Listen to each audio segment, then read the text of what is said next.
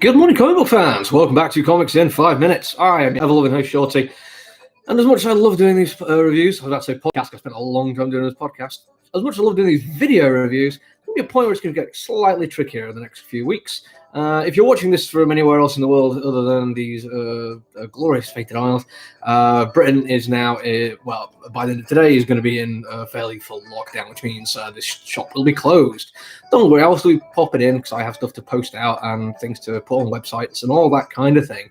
But chances are I'm not going to be fully focused on doing this kind of thing. I'll do my best though. And if there's stuff to review, I might end up going through my own copies and basically doing it from home. I can see what my kitchen looks like. You never know, could be fun. But since I'm here today, we're going to review Crossover. Big one from Donny Cates this week. And I say big one, I mean huge print run. At the moment, Donny Cates is that kind of writer where he is ubiquitous. He is everywhere. I want to say everywhere, I mean he's all over Marvel. He's spent an awful long time building up his own little universe of stories and characters. And he's now going to be responsible for the next big Marvel event, King in Black, tying into Null, which was to do with Venom, and then Silver Surfer Black, and also his Guardians of the Galaxy, and also Thor. All of it tied together, and it's what he does, crossovers.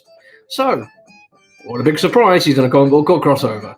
Now, weirdly, the title of this one, it's not because there is a crossover of Image comic books, because technically all the characters are owned by the individual people who write them. They're not property of Image Comics. It's the idea that all superheroes from all comics of any publisher suddenly just appeared in the United States over one city. I can't remember. I say Baltimore, it might be not, I can't remember. And have spent the last few years engaging in a massive battle for deciding the winner of right and wrong, good versus evil, truth, justice, and whatever. And there's been a massive dome put over it to stop people getting out. And the world has changed as a result of that. One of my favourite bits is there's a God Hates Flags, God Hates Masks, God Hates, something that rhymes with flags. And there is this belief that within the Christian right that the superheroes are not really powerful, they're not gods, because God is real. And that kind of sets the catalyst for an awful lot what happens in this, because there's a comic book store which still sells comics from before the event. And I'm going to spend a little bit of time talking about that, if I may. Indulge me a little bit to discuss a little bit of comics history with you, because owner of the comic book store is wearing that t-shirt. That might not mean much to anyone, but for me, instantly it was oh yeah, Seduction of the Innocent. This is a guy who in the 50s spent an awful lot of time telling everyone that comic books were evil and they were responsible for delinquency and the reason why crime happened. He wrote a book about it, he testified, he's instrumental in getting the Comics Code Authority set up, but he was also almost always wrong. He lied about stuff, he misrepresented data, he used other people's quotes as his own, and he cherry-picked information from interviews. People have pulled apart his work from time immemorial until now, but there's a fairly common conspiracy theory going around that the reason he did it was because he was trying to put EC Comics out of business, and you can basically go and do your own research to see why he was so effective in that, because he was basically making sure that more wholesome comics from companies that didn't mind having a great big approved by the Comics Code Authority sticker on the front would still be able to survive. This kind of thing comes into the comic book quite nicely with the idea that there is a world where when superheroes are out there, the comics are created more cowboys, or pirates, if you want to go that way, Alan Moore. And it's sanitized it all to make comic books a safe thing for people to enjoy. But because of that, because it's done by the Christian right, there's an awful lot of moral issues to do with it. And then it builds from there into this idea that there are people on different sides of it who might actually feel much closer than they should do.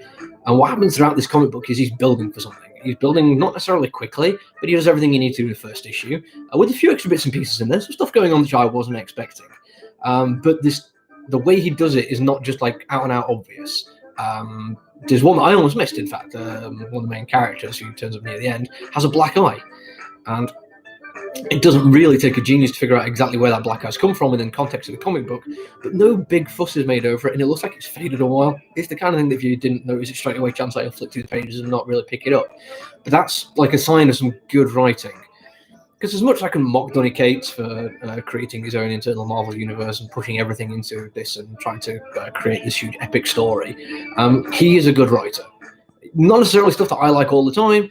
but good enough that he's always going to have an audience. And when he does stuff well, he does it really well. I mean, God Country is one that people talk about a lot, and I think this could be another one of those. It is really well written.